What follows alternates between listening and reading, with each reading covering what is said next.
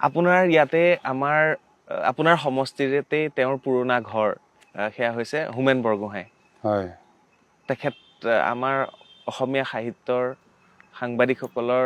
পিতামহ বুলিয়ে ক'ব লাগিব হয় তেখেতৰ ঘৰ আপোনাৰ সমষ্টিতে সমষ্টিত হয় তেখেতক লৈও আপোনাৰ কিবা আছে মই গৌৰৱ কৰোঁ গৌৰৱ। তেখেতক লৈ আৰু তাবৰাম তাইৰ আছে আমাৰ ঢকুৱাখানা সমষ্টিৰ পৰা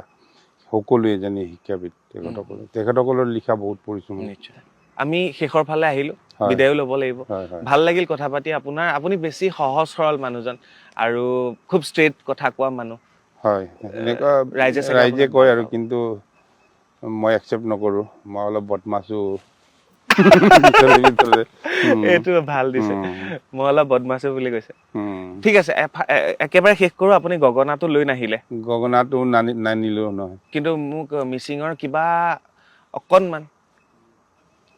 ওয়া আছে জিলি জিলিকো মিখে জিলি জিলিকো মিখে জিলি জিলিকো আছে জিলি পুণ্যপ আইরু বাই পেমনামই মিখে জিলি পুনবামাং আজো দাগম অলুঙ্কি অবনরি কোয়েবং নম পানাম lega perune punem